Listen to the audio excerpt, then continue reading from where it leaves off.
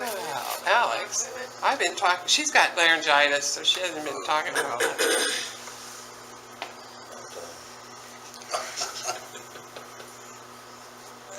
Any stories about your uniforms? They were hot and woolly. Yeah. They were wool, somebody said. Wool. Yeah, they were all wool. We finally did get regular, normal. But you didn't have these things clear down to your ankles like No. you do now. No. You actually had them up here, bloused and Washed and everything up in here. Did you have stirrups? Yep. Yep.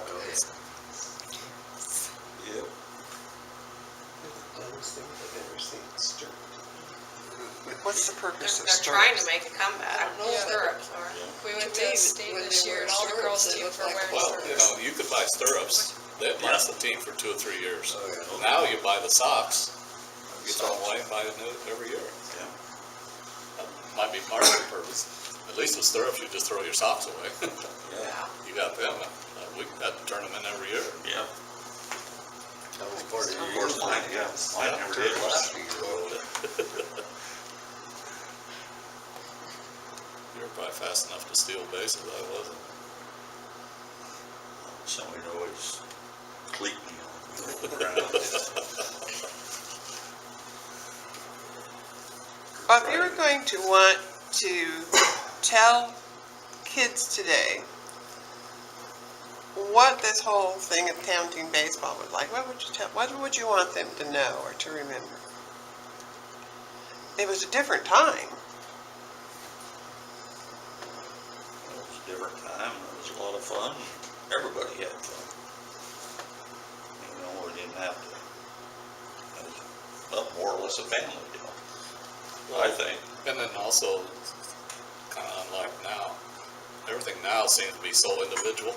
Yeah. We played as teams, Right. you know, and And we you- lost as a team, won as a team, and Yeah. everybody, you know, basically got along. And that kind of stuff, I thought. Yeah. I know just being around Legion baseball now, God, it's so much different now. You got to babysit these kids. I'm sorry, but that's the way it is. Well, there was And the friendship. parents tell you Yeah, what to there do. was, There was friendship on the team, and, Yeah. and the parents were behind it also. yeah. Yeah, they backed you. They supported the Yeah. whole team, you know. That was where the revenue come from, of course. Now, were your team sponsored by a business or? A lot of times, a business would buy one uniform. So there's a lot of businesses on the back with different uniforms. That's the way most of them. That's what our, for each business Wallback had, you know, you had their logo or the name of the business. I just remember that. They just went around town and could buy a uniform. Uniform, That's what it was. what it was. And coaches Why, didn't get paid either. No. Walt Nielsen, or Roger, brought in a picture of Walt with the St. Paul team in 1946, right after the war. And they didn't have uniforms on at all. One of them said San Diego on it, and several of them said Palmer and everything else. I mean, they just kind of cobbled together whatever they could. There just wasn't a lot of money back then. No. And one guy turned his wrong side out, so you didn't have to see the name on it. Wasn't as big of a thing, maybe. No, it wasn't. They just wanted to play baseball. Yeah. Really. Put a t-shirt on and go play. I was surprised Walt played for St. Paul because he was at Luke City's where he was from and stuff. Talk about someone that was fast. He was. He played for a lot of years, or Yes, he did. managed then, didn't he? Yeah.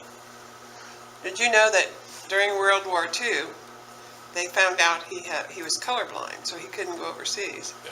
So he worked in Colorado Springs. He was stationed in Colorado Springs, wasn't that where it was? And part of his job was to be on the baseball team and kind of manage that. And then they went around to all the towns around that area playing, and it was sort of a recruitment device too. And they were hoping that they would get people to sign up. And it was at that time, the Air Force was not very strong yet, so it was Army Air Force Oh, yeah. that he worked with. Yeah. Air Force didn't. That was- After World War II. That was his job. Yeah. I can see it as a recruiting tool. Yep. Going around. And Earl played in the Marine when he was in the Marines. He's got brought in a thing with the newsletter or something, and it had all the teams, and was Guam and I don't know what, all these different baseball teams in his league were. Well, like when I got drafted, I played all during basic, so I only trained half a day.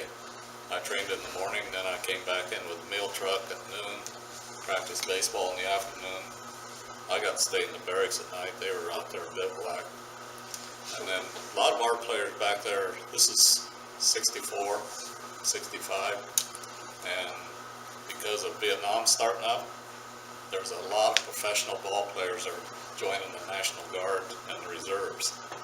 And they were doing their 6 months. There's a ton of them.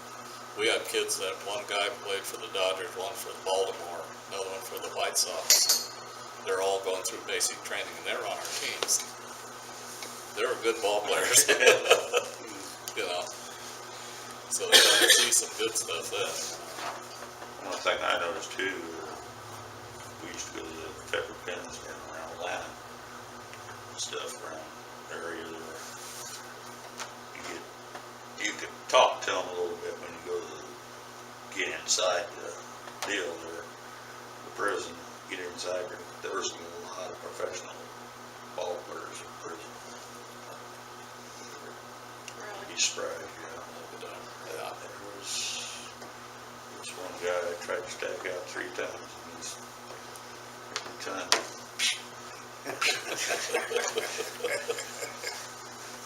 I hollered at him and says, "Hey, knock it off, will you? I'll give you another 5.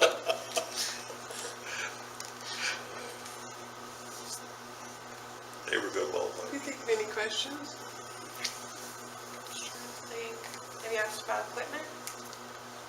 The difference in equipment? You've asked that a couple times. What equipment? It wasn't much, like, Yeah, she doesn't think she could catch with the catcher's mitts that you guys play with. a lot of guys played with just tennis shoes. Well, I got, you know, I had my dad's ball glove, and it was just flat, just like your hand. Had all the fingers, but it was always flat. You know? Yeah, There was no padding in There it. was no pockets for the ball to go into. You figure out how to catch it And a real lot of easy. catchers use the handkerchief Oh, yeah. inside Yeah. to give it some padding. Get your But then see, Clifford, steak. Urkowski Yurkowski. from Clark's, that would be Joyce Dexter's brother. He was talking about somebody who had this glove that he just admired. So he asked to look at it, and he said it was about that thick. It was a catcher's glove, and round. And then right in the very middle of it was just the Pocket. hole where the ball hit all the time. He said it had to hit right exactly in there every time. Well, some of them, did you guys put some foam rubber in there too, sponge? No, I never did. I never, I had one of those gloves that she said, but catch nothing. But, like you said, you had to have the glove right where the ball was going to come. You had no leeway, but. Let's see yours over there. No, this is altogether different. This is a flexible one. That's a little more. Yeah, yeah. I don't know. Oops. I think I left that probably. Were the rules any different than they are now? I mean, are they pretty much the same? You had to hit the ball within. Strike zone might have been a little bit, Probably. you know. The letter high is the letter high. Yeah. You know, nothing, just like the majors, anything above the waist is a ball, so. And the one thing is we all use wooden bats. Yep. Broke a lot of them. Damn, you broke my back. Yep. No, you can't use mine. No. Make sure you get I that would trademark. like to know one thing, if you watch the major league now with the wooden bats, everybody told us we had to keep the trademark straight up. Yeah. They don't seem to do that. No. And that was because of the way the grain of the bat was, so you're always hitting against the grain. It must not make any difference to them anymore or something. Well, bats are probably a lot different now. Well, I'm sure they are, yeah. Yeah. Yeah, I'm sure they are, they're made different.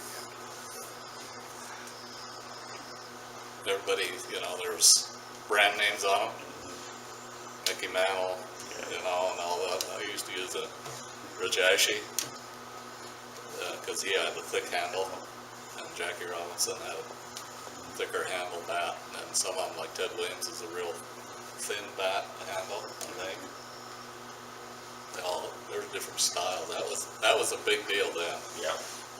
What kind of bat did you like? It was an 80s. Yeah. There was all kinds of them. But the barrel size was all the same? Yeah. It's just the handles were just, That handle. some of them were thick and some of them Or were. somewhere a little longer. That big right? round. Yeah. I mean, I used the 34 back then, but He's 30 kids nowadays can't even swing a 34. Yeah, no. As far as that goes. Yeah, she swings the 33, but that took her a while to get to that. I don't know about you guys, but when Legion Ball stuff, we had to learn how to hook slide. They taught fundamentals back then, Yeah.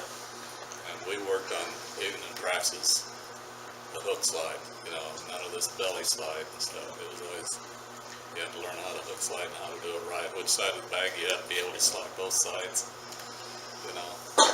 And sometimes when Bernard McCarg, if we got rained out on practice, we went out to his barn, went up in the haymow, and we had skull sessions for an hour.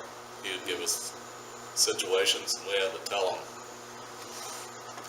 okay, what do you do with the ball if you get it? Here's a situation. Where you going, where you And then we had to learn the rule books.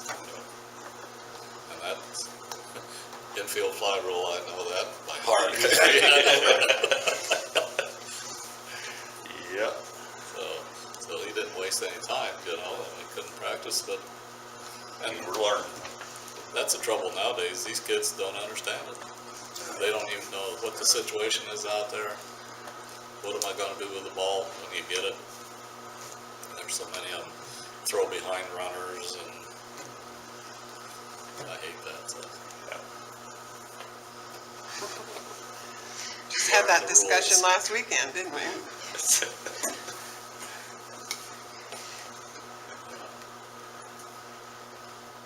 I don't know, anybody, you got any questions? Or did you learn anything, Margaret? Listener. You two met at a ball game, is that right? Oh, yeah, that's how we met. That was our Sunday afternoon. What? That was our Sunday afternoon. Who else told me today that that's how they met? Oh, who did I talk to then? Somebody else We met. went That was the I- first we- time I really talked to your dad, was at a softball What? game. That was the first time I really talked to her dad, was he came out to my softball game. Well, that's how we more or less met. Well, it was baseball games.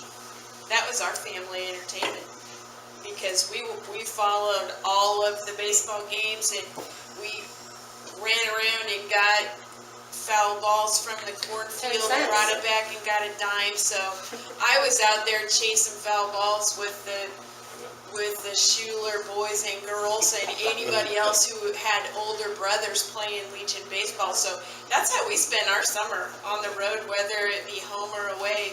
Colonel Field was our You need to say that again. family time. When Colonel Field faced that way, well, where Garfield lives now, used to be Holtz, old lady Holtz. Any foul balls that went that into her, nobody, she was sitting on the porch, and everybody said she always had a shotgun full of rocks. I heard that. Kind of like the Sandlot. She collected all the foul balls, and then she sold them back to